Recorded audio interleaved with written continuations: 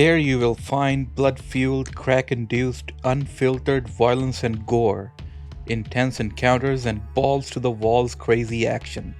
Welcome, dear viewers, to Brutal Half-Life version 3.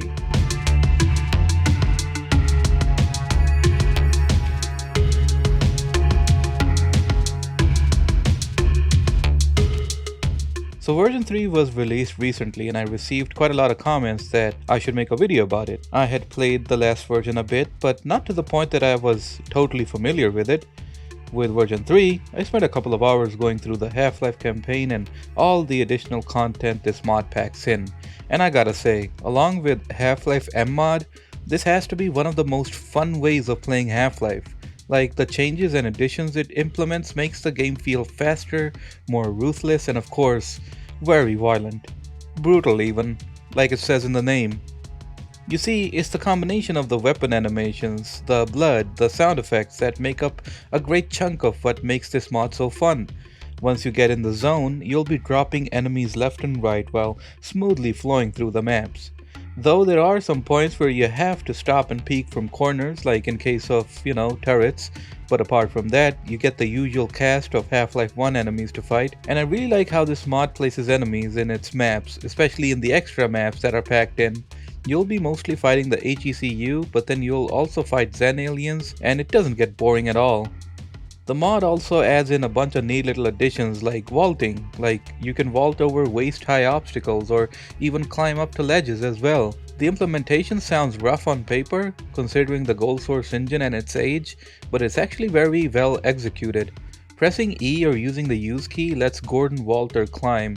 Though this feature isn't perfect, as in some rare cases you might get stuck or won't be able to climb at all, but that happened to me extremely rarely. Then there's the portable medkits that act like a counterbalance to the increased difficulty of the mod. When you have a bunch of medkits on you, pressing H or Tab will have Gordon smack himself with a syringe that recovers 25 health. And of course, there's also the kick, which lets you do this. The gore system is so satisfying to see, like you can blast off the limbs off of enemies and aliens and huge pools of blood will spray all over the place. It's something like Soldier of Fortune but very dialed up. I also liked the little additions of enemies being incapacitated. Like if you shoot them down, sometimes they won't immediately die. Like the HECU will call for medics or the alien grunts will be making noises when they're down.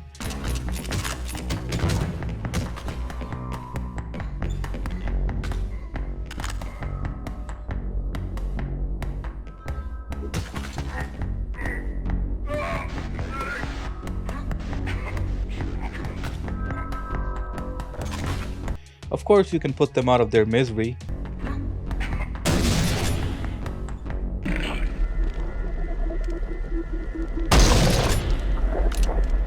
Oh, before I forgot to mention, in the extra maps, there's also the functionality of a card system.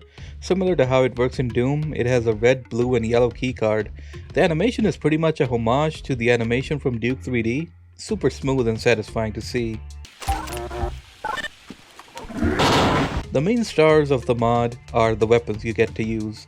Of course, you have the usual Half-Life weapons, which are fantastically animated by the way, but then you have stuff like the plasma gun and the BFG from Doom, the launcher and this machine gun from Quake and Quake 2, and the dynamite from Blood, the Ripper from Duke 3D, and the MP40 from Return to Castle Wolfenstein, and so on. But for me, the most satisfying gun to use was the shotgun.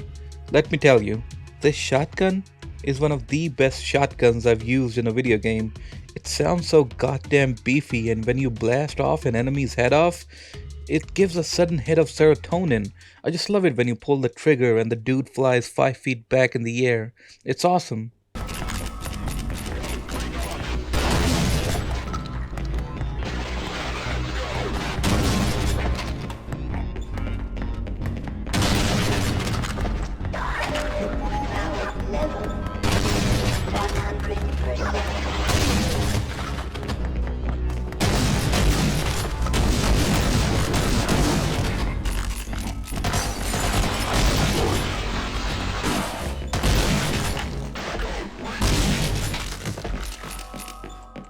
You can also dual wield some of the weapons like the pistols or the MP5s, which increases the damage but at the cost of the accuracy, but hey, I'm all for it.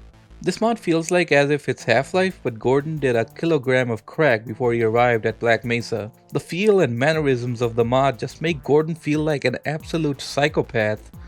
The only thing that would have sealed the deal if he would have had one-liners like Caleb or Duke. I just love the oomph that every weapon has. Even the pistols sound so deadly now, and using the dual MP5s to mow down HECU soldiers will never get boring.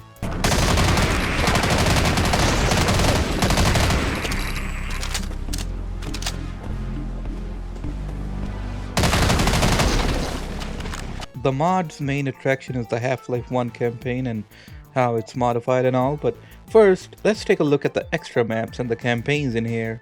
These immediately caught my attention. So you have Doom, Doom 2, Quake, Quake 2, Duke 3D, Blood, Return to Castle Wolfenstein, and Soldier of Fortune. And there's also a Indiana Jones themed one as well. Now I wish these were full campaigns, but that's asking for way too much. Instead, what you have are the first 3 levels from each of these games, so for each, you'll be spending around 10 to 20 minutes going through them. Still, even with 3 levels for each, it adds up to be one hell of a package with hours worth of gameplay. Especially when you go through the levels of Doom, Duke, and Blood, there's something so charming about seeing these places in traditional Half-Life fashion. These are such a nice homage to these classic games, and I gotta give credit to the fact how well made these maps are, especially the ones from Doom 1 and 2. Seeing them in this fully 3D incarnation brought a tear to my eye.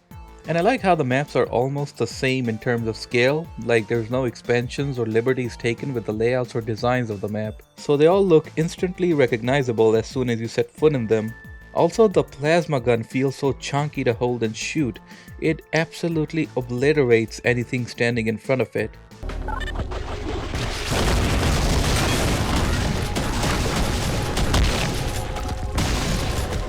So when I cleared the 3 maps from Doom 1, I got teleported into this temporal space tunnel where a bunch of different sprites from different games flew past me.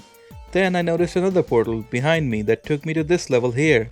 This instantly gave me heavy Turok vibes for some reason, but it's like this strange out of time, out of reality type of place where you have to fight against HECU soldiers and aliens, get a bunch of keycards and get to this teleporter. This one jump here was literally impossible to do, and the constant flickering of the light gave me a very heavy headache. Anyways, at the end of this level we get into the teleporter and it takes us to Zen. Here we see a familiar character, but again this is sort of like a in-between transitional level, because after this I realized it teleported me to the Icon of Sin, or at least the brutal Half-Life version of the Icon of Sin. Now here's the thing. After you complete the 3 levels from any of the extra campaigns they added in, it always ends the same. From the 3rd level of the campaign, you go to the Turek-like hippie-trippy level, then the Zen level, then the Icon of Sin. It's sort of like a template to finish off each of the campaigns with an ending in a way. Kinda eerie to think that behind all of this is the Icon of Sin's doing. That got me thinking, who would you think would win in a boxing match? The silly goat head or the schizophrenic IRS worker? Anyway, Doom and Doom 2 maps were a blast to play.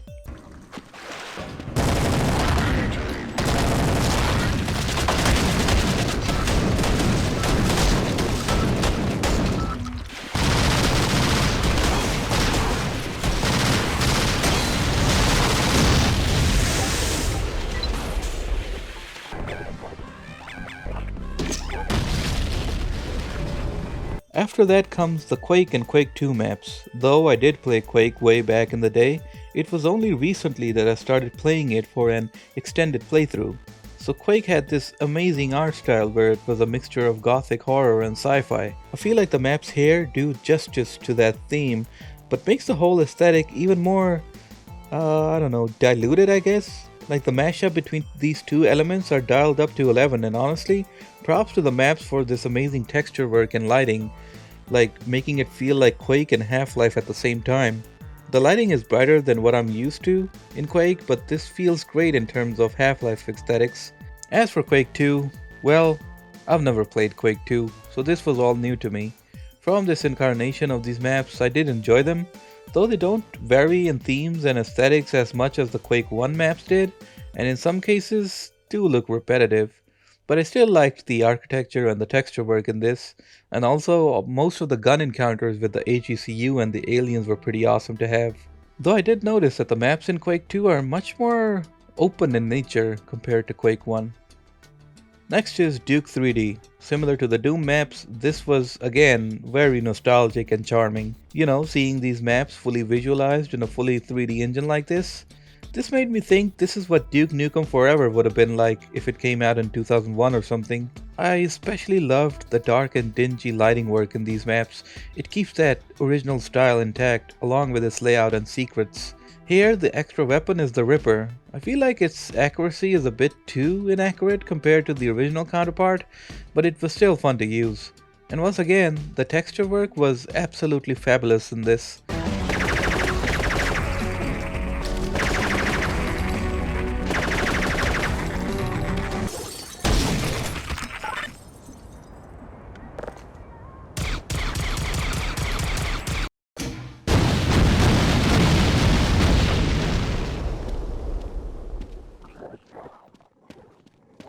Also in the map with the club, instead of pole dancers, we have the goddamn assassins doing this.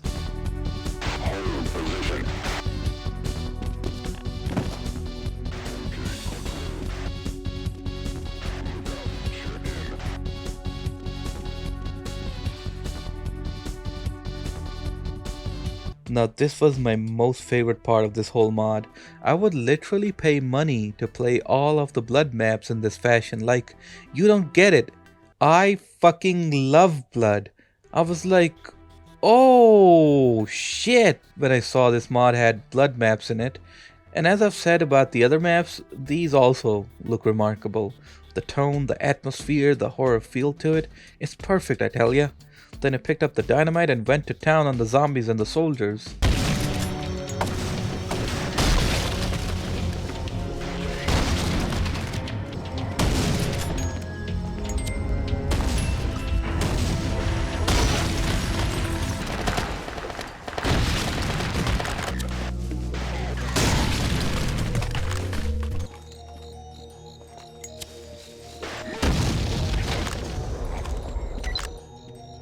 The original game's aesthetics mixed in with the blood and gore this mod introduces is a mashup I'm all for.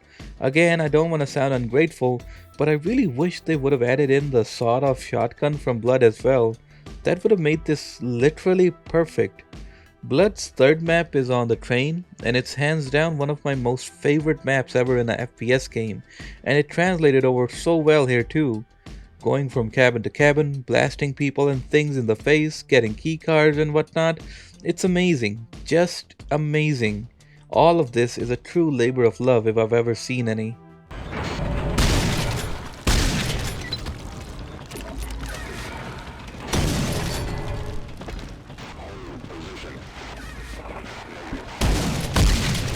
Return to Castle Wolfenstein is somewhat of a nostalgic game for me, not because I played it as a kid, but my brother did, and I used to sit beside him and watch the game.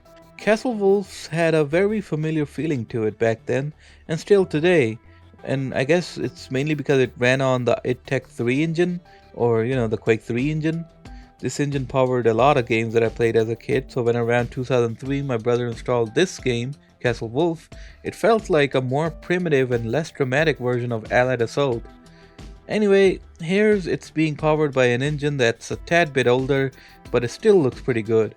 The main and the most noticeable difference would be the texture quality due to the lower texture resolutions. The levels presented here are enjoyable and atmospheric, and of course, shooting down Nazis with an MP40 is very fun. Then there is the Soldier of Fortune levels. Again, this is one of those games that I played as a kid, but a tiny bit of it before I uninstalled it and went back to playing Half-Life. Yeah, I was a very special little kid. Even still, I was amazed at how the game handled its gore, hence why I mentioned it at the start of the video. While SOF's gore was comparatively less than Brutal Half-Life, it's still in the same vein. Here it's just dialed up to 20. The first level is an underground subway station, the second one takes place on a moving train, which of course I absolutely love, and the third one is like this underground tunnel area. The highlight from this campaign was the second level on the train, cause you're like jumping from bogie to bogie, and like there's action and the encounters you're having with the HECU, it's like balls to the walls insane, and there's also a chopper after you, so it's awesome. There was also this Indiana Jones and the Fate of Atlantis inspired campaign too. Fate of Atlantis is a point and click style game from the early 90s, so it was interesting to see how they transformed that 2D backgrounds into 3D maps. I don't have much to say about this one, though the overall ancient temple aesthetic was somewhat nostalgic for me. Actually reminded me of the Infernal Machine, one of the later indie games that came out in the 90s that I actually played. The part where there's lava and a spiral type layout of the map, that was cool. Similar to the other campaign, you find keycards, fight HECU soldiers and aliens, and of course unlock the next level. Lastly, there's a zoo map. The term zoo in mapping basically means a level that lets you check out all the items and 3D models of the NPCs and monsters, or even, test out the logic or the weapons and stuff like that. So you can hop in here, grab the suit, the weapons, spawn a bunch of random NPCs and shoot them in the face. But if you were curious like I was, it takes 3 BFG blasts to kill the Gargantua and 2 for the Gonarch. And with that concludes the extra bonus maps that you can play on this mod. I think it would be awesome if people make add-ons for this, like new maps or even create ports of other mods. Like imagine playing They Hunger with this or something like that. That'd be awesome. Now we finally get to the main attraction, the main campaign, Half-Life. When you jump in the portal, you get the option to select the chapter from which you want to start on. It's a nice, very nice option to have. So when you start, before the weapons or the HEV suit, you still have the fists weapon by default, and the kick too. Realizing this led me to have some of the most fun I've had in Black Mesa in a while. Just one of those days, I guess. They were having...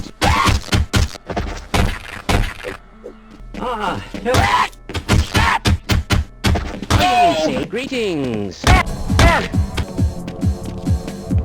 Sorry, Mr. Freeman, I got explicit...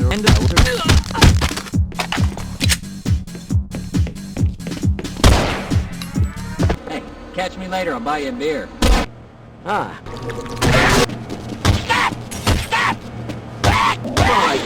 Now the maps themselves have minor visual updates to them, enough to spice them up just a tiny bit, but not enough to completely change the look and feel of Black Mesa.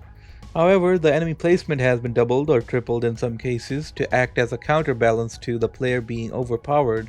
Where there were 3 zombies, now there'll be 6.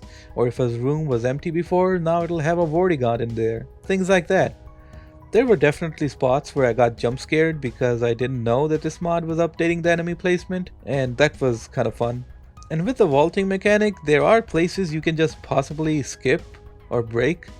So yeah, you can do that too. Like Mmod, this is a great way to go through the campaign. Imagine it being a little more difficult version of the game. And like, when I say difficulty, I don't think it's like unfair type of hard, it's just a tiny bit hard. Even a casual like myself had a blast playing this, so I'm sure for the hardcore type of gamers, this will be a great challenge. Another thing that I liked was that the weapons based on the other games also spawn in the main campaign.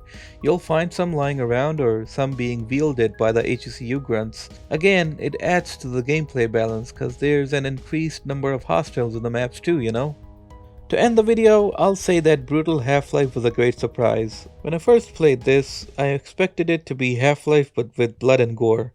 But by the end, the overall presentation left me a very happy man.